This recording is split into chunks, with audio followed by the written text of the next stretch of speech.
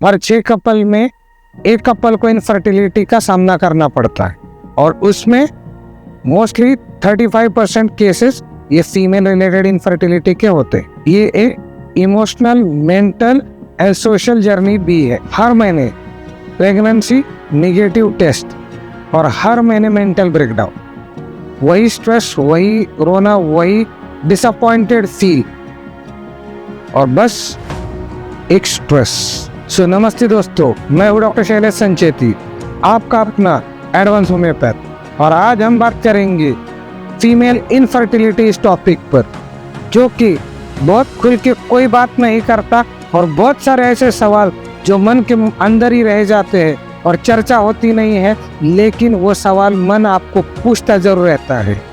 तो अगर आप ऐसे किसी कपल को या कोई दोस्त को या फैमिली मेंबर को या आप खुद इनफर्टिलिटी के दौर से गुजर रहे हैं तो ये वीडियो आपके लिए है। और अगर आपको ये इन्फॉर्मेशन सही लगी हो और आपको हमारा प्रयास अच्छा लगा हो तो वीडियो को लाइक, शेयर, सब्सक्राइब करना बिल्कुल ना भूले। और आइए शुरू करते हैं आज के इस टॉपिक। इनफर्टिलिटी ये एक फिजिकल कंप्लेन नहीं है, ये एक साइंस का ऐसा कंडीशन है जिसमें शरीर और इमोशन दोनों का रोल है और वो सिर्फ कंसिडर होता है होम्योपैथी में। सो आज हम ये भी जानेंगे कि फीमेल इनफर्टिलिटी में होम्योपैथी कैसे एक मैजिकल साइंटिफिक रोल प्ले करती है। फीमेल इनफर्टिलिटी यानी कि कपल अनप्रोटेक्टेड सेक्सुअल रिलेशनशिप 12 महीने तक लगातार रखते हैं, फिर भी उनको कंसीव यानी प्रेगनेंसी पॉजिटिव नहीं आती है। और अगर इस एंगल को फीमेल की तरफ से देखेंगे तो it will be considered as a female infertility. अब इसके अंदर जैसे मैंने आपको क्राइटेरिया बताया 35 के पहले 35 के बाद में, तो ये दोनों क्राइटेरिया अलग अलग हो जाते हैं और इसके कारण है क्योंकि कुछ हार्मोन्स का अप एंड डाउन होना ये एज के ऊपर भी बहुत मायने रखता है। तो अब ये देखते हैं कि फीमेल इनफर्टिलिटी के क्या क्या कॉजेस हो सकते हैं। सबसे पहला इंपॉर्टेंट कॉज है ओव्यूलेशन, यानी कि एग्स यानी अंडा बनना, उसका प्रॉपर बड़ा होना, मैच्योर होना और ब्रेक होने का प्रोसेस, इसमें पूरा प्रोसेस को ओव्यूलेशन बोलते हैं। और वही ओव्यूलेशन ना होना, जिसमें आपको उदाहरण के लिए बताता हूँ कि वही बात कर रहा हूँ जो डॉक्टर आपको 11वें दिन बोलते हैं कि आप जाके सोनोग्राफी करके आओ ताकि एग का साइज कितना बढ़ रहा है, आ रहा है कि नहीं आ रहा है वो पता चले, उसी प्रोसेस को ओव्यूलेशन मॉनिटरिंग बोलते हैं। दूसरी बात होती है पीसीओडी, यानी कि पीरियड्स इरेगुलर रहना या पीरियड्स बिल्कुल नहीं आना या फेशियल हेयर बढ़ना या फेस ऑयली होना या एक्ने आना या फिर शरीर में मोटापा आके इंसुलिन रेजिस्टेंस आना, इसको पीसीओडी बोलते हैं। तीसरी बात प्राइमरी ओवेरियन फेलियर, जिसके अंदर प्री मैच्योर मेनोपॉज यानी कि कम उम्र में पीरियड्स बंद होने की प्रक्रिया स्टार्ट हो जाना, जिसके अंदर आपने देखा होगा डॉक्टर लिखते AMH लो है आपका, मतलब एंटी मिलेरियन हार्मोन, जिसमें आपके ओवेरियन रिजर्व को इंडिकेट करता है, तो वो लो रहना। नेक्स्ट इज हाइपोथैलेमिक डिसफंक्शन, यानी कि ओवर स्ट्रेस की वजह से हाइपोथैलेमस के थ्रू जो पिट्यूटरी से LH और FSH आने चाहिए, जिससे आपका ओवरी में ओव्यूलेशन प्रोसेस हो या फिर बाकी की चीज़ें कंटिन्यू हो, उसमें डिस्टर्बेंस आना।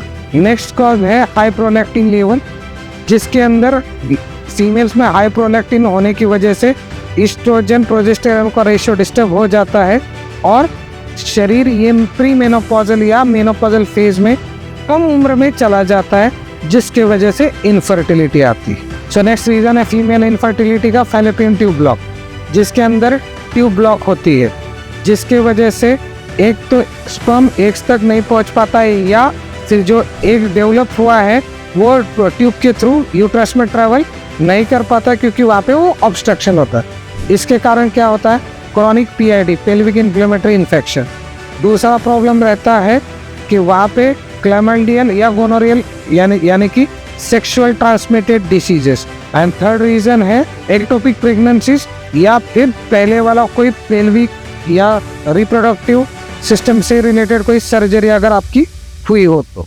सो नेक्स्ट कॉज है एंडोमेट्रियोसिस, जिसके अंदर यूट्रस लाइनिंग बाहर की तरफ हो चाहे अंदर की तरफ हो एक्सेस डेवलप हो जाता है, जिसकी वजह से ऑब्स्ट्रक्शन क्रिएट होता है और जिसी का इफेक्ट ये फर्टिलिटी के ऊपर पड़ के इनफर्टिलिटी कॉज होने के चांसेस होते हैं।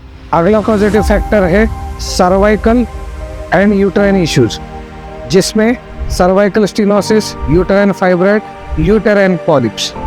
और यूटेराइन स्टेनोसिस में वो स्टेनोसिस की वजह से स्पर्म को वो अंदर ही नहीं जाने देते।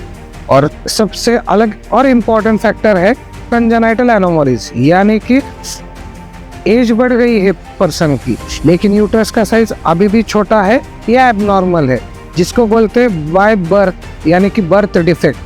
So this is also the one of very important cause. And another one is unexplained infertility. इस कंडीशन में वैसे देखेंगे तो सब रिपोर्ट अच्छे हैं, कहीं पे कोई दिक्कत नहीं है, लेकिन कहीं ना कहीं पे इमोशनल डिस्ट्रेस है, कोई ग्रीफ है, कोई ओल्ड मिसकैरेज की या कोई मेंटल या फिजिकल डिसअपॉइंटमेंट्स की हिस्ट्री है। सो ये भी एक अनएक्सप्लेन इनफर्टिलिटी का कॉज होता है और यही पे होम्योपैथी इम्पोर्टेंट रोल प्ले करती। अब ये फीमेल इनफर्टिलिटी में क्या क्या सिम्टम्स होते हैं?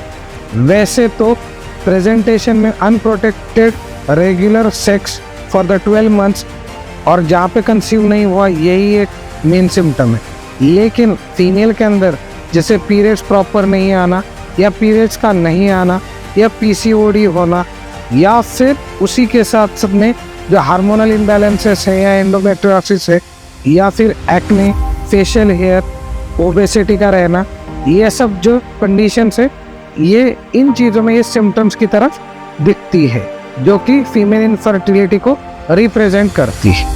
अब बात करते हैं कि इसको इन्वेस्टिगेट करने के लिए कौन से लैब टेस्ट या कौन से प्रोसीजर्स अवेलेबल। सबसे पहला है कि सोनोग्राफी करके देख लीजिए कि जहाँ पे आपको पॉलिप है या फिर एंडोमेट्रियोसिस है या फाइब्रॉइड है वो पता चलेगा। साथ में आपको जैसे मैंने हार्मोनल के टेस्ट बताए, serum oestrogen, serum prolactin, serum testosterone, AMH, इसका टेस्ट आप ब्लड से कर सकते हैं। ट्यूबल ब्लॉक के लिए HSG का टेस्ट अवेलेबल है।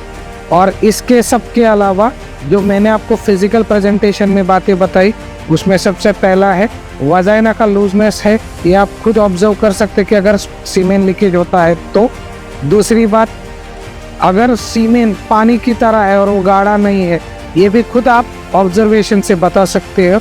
तीसरी बात, जैसे फीमेल में या मेल में सेक्सुअल डिजायर का लैक होना, ये भी आप एक खुद के इंटेलेक्चुअल लेवल पे ऑब्जर्वेशन से बता सकते हो। वेट या ओबेसिटी या फिर और कोई फिजिकल इलनेस हो जैसे कि PID की तकलीफ हो या एब्डोमिनल पेन हो या फिर प्रीवियस कोई भी पेल्विक सर्जरी या कैंसर का जैसा कोई कंडीशन से आप गुजरे हो तो उससे रिलेटेड बाकी के टेस्ट होते हैं। So this is all about the investigation part. So now let's talk about the female infertility and role of homoeopathy into it. Homoeopathy का रोल रूट कॉज पे वर्क करना है। जैसे उदाहरण के तौर पे अगर एक पेड़ है और उस पर 4 फल आए हैं और एक फल कच्चा है, एक फल को कुछ खराब हो गया है, एक फल ग्रो नहीं कर रहा है और एक फल का कलर चेंज हो गया, तो अब सीधी सी बात है ये 4 फल और एक पेड़, तो सीधी सी बात आप बोलोगे डॉक्टर साहब 4 फलों को अलग बीमारी से अच्छा एक रूट को यानी कि एक पेड़ को दवाई दे दो, चारों फल में सुधार आएगा, राइट? सेम तरीके से homeopathy work on the root. Like आपको PCOD है, थायराइड है या आपका ओबेसिटी है या फिर आपको कोई और PID जैसी शिकायत है, तो सिम्टम्स को तो कंसिडर करेंगे लेकिन सिस्टम को कंसिडर करने वाला ये एकमात्र साइंस है, that's called as homeopathy. So in homeopathy you have the very huge scope and very greater chances to get conceive and get rid of from that infertility issue. अब इसके अंदर जैसे सबाइना है, पल्सेटिला है, सीपिया है, जो आपके हार्मोन्स के जैसे तकलीफ को भी प्रॉपर कर देते हैं और उससे सबसे बड़ी बात आपको डिपेंडेंसी नहीं होती। नहीं तो लोग बोलते गोली नहीं खाई तो डेट ही नहीं आती, गोली नहीं खाई तो ओवुलेशन ही नहीं होता, गोली नहीं खाई तो एग भी फॉर्मेशन नहीं होता। फिर अब इसके अंदर बाकी के जैसे मेडिसिन से पायरोजेनम है या एंथ्रोसिनम है जो आपके PID जैसे कंडीशंस को ट्रीट करने में हेल्प करते हैं। साथ ही साथ कैलकेरिया काउ ये ऐसा दवाई है जो थायराइड, पिट्यूटरी एंड आपके रिप्रोडक्टिव सिस्टम पे सबसे अहम रोल प्ले करता है। साथ ही साथ ये आपके ओबेसिटी को भी कंट्रोल करके कंसीव करने में हेल्प करता है। नेट्रम न्यूर जैसी दवाई जो कि आपके ग्रीफ को, आपके साइलेंट ग्रीफ को, या फिर आपके स्ट्रेस को, या एक रिजर्व काइंड ऑफ पर्सन जिसका हार्मोनिक सिस्टम भी डिस्टर्ब हो चुका है, उसके लिए भी वो हेल्प करता है। कार्सिनोसिन जैसी दवाई जहाँ पे आपका कैंसर का किसी कारणवश हिस्ट्री रहा हो, या आपके फैमिली में किसी को हो और उसकी वजह से आपको चिंता है कि आपको ना आ जाए, वहाँ पे आपको लिंक ब्रेकर के तौर पे कार्सिनोसिन जैसा मेडिसिन आपका रोल प्ले करता है। सबसे इम्पोर्टेंट बात, ये सब दवाई बताने का क्या पर्पज है? वैसे तो देखिए, दवाई डॉक्टर के सलाह के बगैर बिल्कुल ही ना ले, लेकिन आपको ये पता होना चाहिए कि homeopathy has a solution for each and everything. अगर आप नेट्रम काप जैसा दवाई देखते हो तो उसके अंदर लिखा है कि वजाइना का लूजनेस की वजह से सीमेन इज गोइंग आउट। अब इतनी छोटी छोटी बातें अगर जिस साइंस ने कवर की है, और हम आज भी इस डिजिटल एरा में फिर भी आज हम अनअवेयर हैं, तो हम एक नई और एक अच्छे साइंस और एक अच्छा आपको हेल्प करने वाला साइंस को कहीं हम मिस ना कर दे, इसीलिए हमने ये हमारी कोशिश जारी रखी है आप तक आसान भाषा में और एक साइंटिफिक वे में आपको बता सके कि इनफर्टिलिटी जैसे केस में भी homeopathy plays a very best and effective role ये प्ले करती है।